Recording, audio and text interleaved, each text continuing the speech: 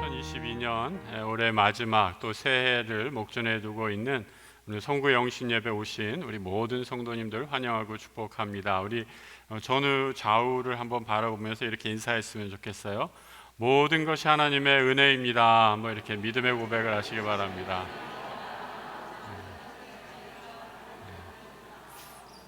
정말 찬양의 가사처럼 하나님께서 올 한 해 우리와 함께 해주셨기에 귀한 믿음의 고백을 할 수 있게 된 줄로 믿습니다. 개인과 가정 또 공동체와 국가 얼마나 어려운 일이 많이 있는 한 해였습니까? 그런데 하나님의 은혜로 오늘 우리가 이 자리에 서 있습니다. 세상의 많은 사람들은 이 송구 영신을 저마다의 방법으로 하죠. 많은 사람들이 산으로 가면서 해돋이를 보겠다라고도 이렇게 얘기하고, 또 바다로 가면서 새돋이를 보러 가는 사람도 있습니다. 또 젊은이들은 끼리끼리 모여서 파티를 하고 여러 가지 방법으로 새해 또 송구 영신을 하는 것을 보게 되는데, 우리 한국 교회의 오래된 전통 가운데 하나, 바로 예배하는 자리에서 묵은 해를 보내고 새해를 맞는 귀하고 복된 자리인 줄 믿습니다. 올 한 해 보내면서 여러분 우리가 어떤 고백을 하게 됩니까? 정말 하나님이 여기까지 우리를 도우셨습니다 라는 믿음의 고백을 할 수밖에 없습니다. 에벤에셀의 하나님을 찬양하게 되죠. 올 한 해도 하나님이 우리와 함께 해주시고 인도해 주셨기에 올 한 해 다 마무리하고 새해를 바라볼 수 있음을 믿습니다. 새해는 우리 성도님들의 믿음의 지경이 더욱더 넓어지는 그런 한 해가 되기를 축복합니다. 하나님 왜 나에게 올해 요거밖에 주지 않으셨어요? 라고 이런 마음으로 불평하고 원망한다면 우리의 믿음의 지경이 넓어지지 않을 것입니다. 여러분, 우리의 축복의 지경이 넓어지기 위해서 우리는 무릎 꿇고 기도해야 합니다. 그래야 우리의 믿음이 커지고 성장하게 되죠. 열왕기하에 보면 선지자의 아내들이 엘리사에게 와서 부르짖습니다. 기근이 들어서 많은 사람들이 굶어 죽었고 남편을 잃은 여인들이 많이 생겼죠. 이제 다 죽게 되었는데 우리가 어떻게 살란 말입니까? 라고 선지자 엘리야를 향해서 부르짖었죠. 그때 엘리사가 그 말을 듣고 마음이 아파하며 이렇게 묻습니다. 당신들 집에 무엇이 있어? 빈 그릇들을 다 가져오시오. 기름 한 병이 전부였던 사람들이 아무것도 없는 살림에서 빈 그릇을 하나 둘씩 가져오게 됩니다. 그때 어떤 일이 생겼습니까? 그 빈 병에 기름이 가득 차는 놀라운 은혜의 역사가 일어나게 된 것이죠. 더 이상 빈 그릇이 채워지지 않을 정도로, 빈 그릇이 없을 때까지 그릇에 기름이 가득 채워진 것입니다. 저는 이 기사를 읽을 때마다 새해를 맞이하면서 새해에 우리의 믿음의 빈 그릇을 잘 준비해서 하나님께서 주시는 그 복을 누리기를 간절히 기도합니다. 우리 성도님들 새해에 어떤 믿음의 빈 그릇을 준비하시기를 원하십니까? 나의 믿음의 빈 그릇을 잘 준비해서 하나님께서 우리에게 주시는 하늘의 복을 마음껏 누리시고 풍성히 누리시는 새해가 되길 우리 주님의 이름으로 축복합니다. 우리 옆에 분들 보면서 한번 이렇게 말씀해 주세요. 빈 그릇 준비하셨나요? 뭐 이렇게 물어봐 주세요. 네. 조금 후에 우리 예배 드리고 또 봉헌하는 시간이 있습니다. 여러분 봉헌하실 때에 새해 기도 제목, 2023년에도 내가 바라는 믿음의 제목, 기도의 제목이 무엇인가? 믿음의 지경을 넓혀주소서라는 기도로 한번 적어 넣으시기 바랍니다. 내 믿음이 넓어져서 더 든든해져서 하나님께서 나를 지키시고 구원해 주시고 인도하시는 그 놀라운 은혜를 체험하기를 원합니다. 시험을 두고 걱정하는 한 초등학생이 너무 초조해하고 막 그러는 거예요. 그러니까 엄마가, 요즘에는 초등학생들도 시험을 앞두고 이렇게 걱정하나 봅니다. 그러니까 엄마가 이렇게 얘기했어요. 얘 걱정하지 마, 염려 붙들어 매, 이렇게 얘기를 했어요. 그러니까 초등학생이 이렇게 얘기하는 거예요. 엄마, 염려를 붙들어 매면 어떻게 더 염려하게 되잖아. 염려를 놔둬야지. 이렇게 얘기하니까 엄마가 이렇게 얘기를 들으니까 아들의 말이 맞는 것 같아요. 여러분, 염려는 붙들어 매면 염려가 우리 삶에서 떠나가지 않죠. 염려를 주님께 내려놓으시기 바랍니다. 베드로전서 5장 7절에 이렇게 말씀하고 있죠. 너희 염려를 다 주께 맡기라. 이는 그가 너희를 돌보심이라. 염려를 맡기기 위해 주님께서 나에게 주시는 그 은혜와 평강 가운데 거해야 될 줄 믿습니다. 새해를 맞이하면서 우리의 목표, 우리의 있는 모습 그대로 주님 앞에 나아가 우리의 모든 연약함들을 내려놓고 우리 주님을 섬기는 것이죠. 그때 하나님께서 하늘에 힘을 주시고 우리와 함께 하시고 우리에게 능력을 주실 줄 믿습니다. 건강하면 건강한 대로, 몸이 약하면 약한 대로, 부족하면 부족한 대로 하나님께 우리 주님만을 바라보면서 주의 영광을 위해 섬길 때 하나님께서 우리를 새롭게 하시고 세상의 모든 염려, 근심을 이기고 주 안에서 살아가는 하늘의 복을 우리에게 허락하실 줄 믿습니다. 올해 마지막 설교를 기도로 준비하면서 하나님께서 저에게 주신 말씀, 오늘 본문의 말씀이었습니다. 29장 11절의 말씀이죠. 우리 같이 한번 읽어보겠습니다. 여호와의 말씀이니라. 너희를 향한 나의 생각을 내가 아나니 평안이요 재앙이 아니니라. 너희에게 미래와 희망을 주는 것이니라. 예레미야는 이스라엘이 망하고 포로로 잡혀갔던 시대에 활동했던 선지자입니다. 눈물의 선지자라는 그런 별명이 붙은 사람이죠. 실제로 예레미야의 말씀은 포로로 잡혀가서 이스라엘의 장로들, 지도자들에게 전해진 편지 글 가운데 일부입니다. 나라가 망하고 포로로 잡혀가는 하나님의 백성을 향해 선지자가 선포한 말씀, 재앙이 아니라 평안이요 미래에 대한 희망을 노래하고 있습니다. 예레미야에게 주신 이 말씀, 저는 오늘 우리에게, 우리 믿음의 공동체에 주신 말씀임을 믿습니다. 여러분, 올해 얼마나 힘드셨습니까? 하루하루 힘들어서 정말 포기하고 싶은 마음은 없으셨습니까? 지친 몸을 이끌고 교회에 오신 권사님이 그런 말씀하세요. 아이고 하나님, 왜 나를 안 데려가시는지 모르겠어요. 이렇게 말씀하실 때 저도 참 마음이 아팠습니다. 질병과 연약함뿐만 아니라 크고 작은 인생의 짐으로 지칠 대로 지쳤습니다. 무엇을 해야 할지, 어디로 가야 할지 모르는 깜깜한 어둠의 길을 걸어온 한 해였습니다. 하지만 환난 중에서도 하나님 우리를 지키시고 위로해 주셔서 우리와 함께 하시고 우리를 붙들어 주셨습니다. 인생의 짐을 지고 지친 사람들을 향해 우리 주님이 이렇게 말씀해 주시죠. 내 짐을 여호와께 맡기라. 그가 너를 붙드시고 의인의 요동함을 영원히 허락하지 아니하시리로다. 올해 경험 중에 함께 나눌 만한 기쁜 일도 있으실 것이고 반대로 아무에게도 알리고 싶지 않을 만큼 나를 고통에 몰아넣었던 순간도 있을지 모르겠습니다. 개인들뿐만 아니라 우리 가정, 또 우리 교회, 이 나라 대한민국에도 많은 일들이 있었습니다. 이런 모든 어려움 중에서 하나님은 나를, 우리 가정을, 우리 교회를, 이 나라를 지키시고 인도해 주셨습니다. 하나님 약속해 주시죠. 주를 믿는 자들에게 의인의 요동함을 허락하지 않겠다라고 말씀합니다.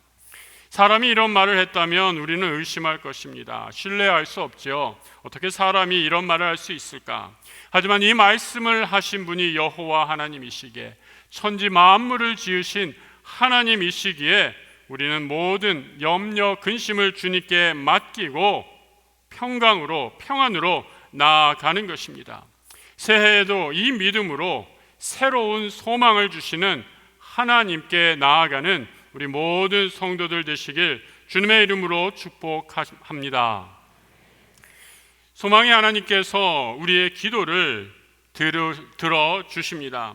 오늘 29장 12절에 이렇게 말씀하죠. 너희가 내게 부르짖으며 내게 와서 기도하면, 그 다음 같이 읽어볼까요?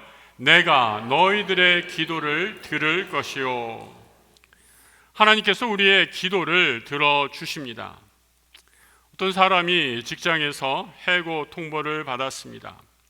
심히 방황하고 또 늘어나는 빚 때문에 근심 걱정 가운데 어깨가 축 처져서 집으로 돌아와 아내에게 자신의 해고를 말하게 됩니다. 너무 힘들었습니다. 여보, 나 다 망했어. 정말 죽고 싶어. 그때 아내가 이렇게 얘기하죠. 여보, 아직 하지 않은 것이 하나 있어요. 바로 기도하는 것이잖아요. 이런 아내가 있다면 얼마나 복받은 남편이에요. 우리 약수의 모든 아내들 그런 일이 없어야겠지만 남편이 혹시 해고당했을 때 그런 일 없어야겠지만 함께 무릎 꿇는 그런 아내들 되시기를 축복합니다.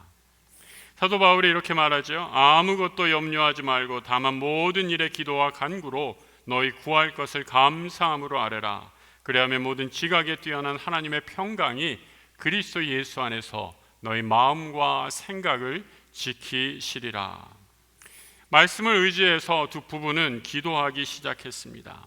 염려가 밀려오고 낙심하는 가운데서도 그 마음을 하나님께 정직히 아뢰고 기도하는 중에 하나님께서 새로운 생각을 주십니다. 이 남편이 오랫동안 사업을 하면서 주로 건축업에 종사해온 사람분이었는데 건축업 일을 하면서 이 가족을 위한 호텔을 하나 만들었으면 좋겠다라는 생각을 늘 하고 있었습니다. 그런데 그 오래전에 자기가 품었던 그 생각이 이 기도하면서 떠오른 거죠. 수영장도 있고 가족들이 편히 여행 중에 머무를 수 있는 그런 호텔을 만들었으면 좋겠다라는 생각을 했고, 또 이 호텔은 가족을 위한 호텔이기 때문에 술을 팔지 않는 것을 원칙으로 세운 그런 호텔이었습니다. 시간이 걸렸지만 부부는 기도하면서 그 기도가 응답되게 됩니다.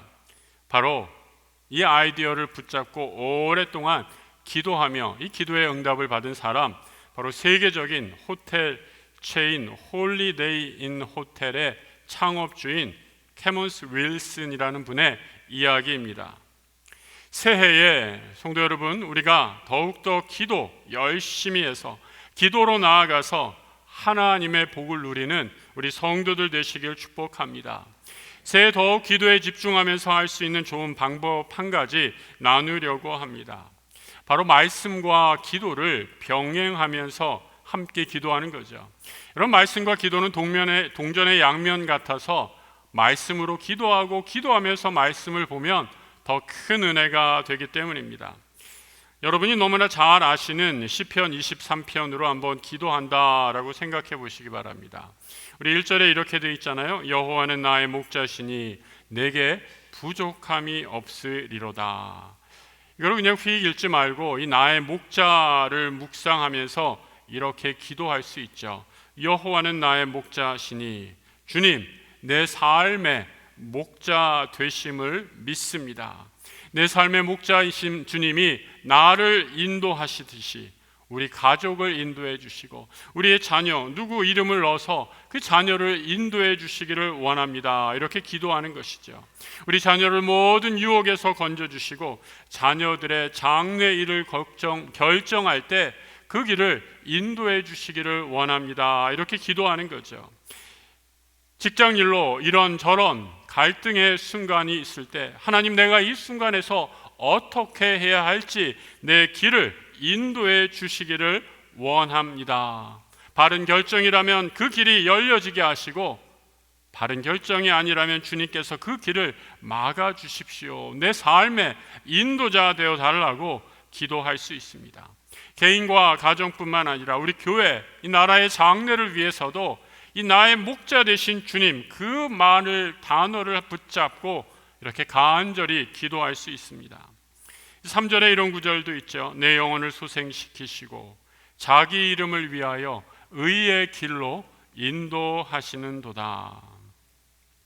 3절을 읽다가 여러분, 믿지 않는 가족, 또 친한 친구가 생각난다면 잠시 성경 읽는 것을 멈추고 이 구절을 기도로 바꾸어서 기도하는 것이죠. 하나님, 안 믿는 친구 누구누구가 있습니다. 그 영혼을 소생시켜서 생명의 길로 인도해 주십시오. 아직 사랑하는, 믿지 않는 우리 가족 누가 있는데 그분을 하나님의 품으로 인도해 주십시오 라고 기도할 수 있습니다. 성경을 읽으면서 그것을 기도로 가져간다면 여러분, 우리의 기도 생활이 훨씬 더 풍성해지는 것을 경험할 수 있을 것입니다. 그래서 19세기에 스코틀랜드의 목사였던 로버트 맥체인이란 분은 이렇게까지 말했습니다. 말씀이 기도가 되게 하라. 이것이 가장 좋은 기도의 방법이다 라고 말씀했습니다. 새해 우리 모든 성도들 기도와 말씀에 더욱 힘을 내어서 기도의 능력을 체험하는 하나님 나라의 백성들 되시길 우리 주님의 이름으로 축복합니다.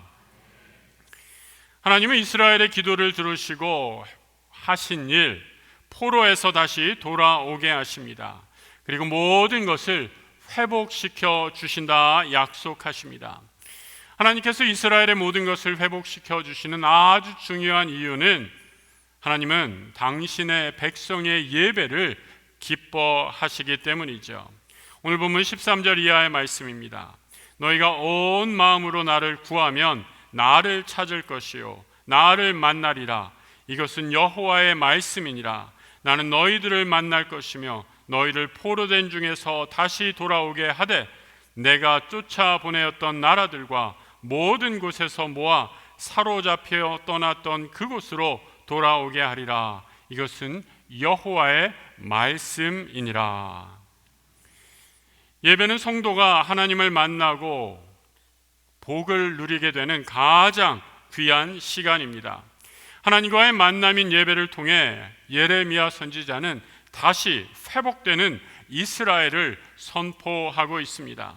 예배의 자리에서 하나님은 그 백성과 만나실 것이며 포로된 자와 사로잡힌 자를 돌아오게 하시겠다 약속하십니다. 바로 하나님의 나라가 이 땅 위에 이루어짐을 노래하는 것이죠. 여러분, 우리가 잘 알고 있는 주기도문도 이런 구절이 있지 않습니까? 아버지의 뜻이 하늘에서 이루어진 것처럼 땅에서도 이루어지게 하소서. 예배는 이처럼 하나님이 내 삶을 다스리시고 그 다스리심을 확신하고 있다는 가장 직접적인 반응인 것입니다. 예배 중에 하나님의 임재가 드러나고 예배 중에 하나님의 영광의 보좌가 찬양을 받으십니다. 우리의 예배가 회복된다는 말은 그래서 내 삶에 하나님의 다스리심이 회복된다라는 말씀입니다.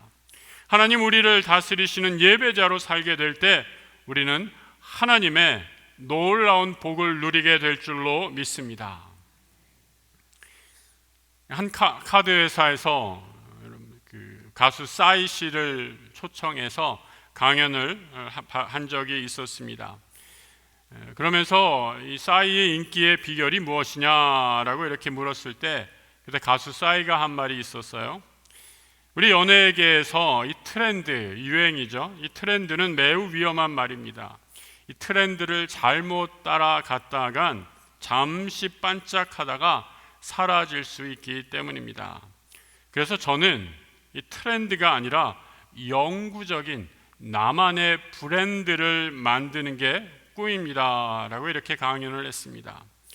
여러분, 사람의 기호, 그 사람이 좋고 싫음, 트렌드는 조변석계로 바뀌게 되죠.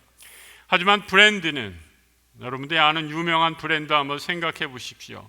그 브랜드는 오랜 시간이 지나도 바뀌지 않는 것을 보게 됩니다. 비가 오나 눈이 오나 우리 성도는 하나님과의 사귐이 있는 예배자로 서는 것이 나의 영적인 브랜드가 되어야 합니다.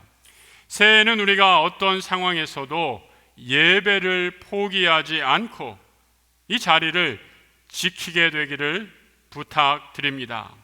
예배는 트렌드가 아니라 성도의 가장 귀한 영적 브랜드임을 기억하시기 바랍니다. 그래서 믿지 않는 사람들이 나를 볼 때마다 그 사람 예배하는 사람이네, 하나님을 참 만나고 사모하는 사람이네 라는 그런 영적인 브랜드, 그 칭찬을 듣게 되는 우리 모든 성도들 되시길 주님의 이름으로 축복합니다. 한 해를 마무리하면서 또 새해를 맞이합니다. 하나님이 우리에게 주신 말씀, 너희를 향한 나의 생각은 재앙이 아니라 평안이요 미래의 소망과 희망이다 말씀하십니다. 하나님이 주신 약속의 말씀을 붙잡고 하늘의 평안을 누리기를 원합니다. 하나님께 기도로 우리의 아랫바를 간구함으로 새해를 맞이하시기 바랍니다. 온전한 예배자로 더 굳건하게 서서 하나님이 내 삶을 다스리시고 믿음으로 새해를 맞이하는 우리 약수의 모든 하나님 나라의 자녀들 되시길 주님의 이름으로 축복합니다. 다 함께 기도하겠습니다. 하나님 아버지, 우리에게 새해를 허락해 주셔서 감사합니다. 새해를 맞는 우리 모든 성도들 하늘의 은혜와 평강을 내려 주옵소서. 주님과 기도로 더 깊이 대화하게 하시고 예배의 자리를 통해 우리 하나님을 만남으로 우리의 삶에 하나님이 다스리시고 함께 하시는 그 은혜 누리게 하여 주옵소서. 그래야 새해 하나님이 주신 복의 지경을 더 넓혀가는 하나님 나라의 모든 귀한 백성 되게 하여 주옵소서. 우리 생명의 주인이신 우리 주 예수 그리스도의 이름으로 기도드립니다. 아멘.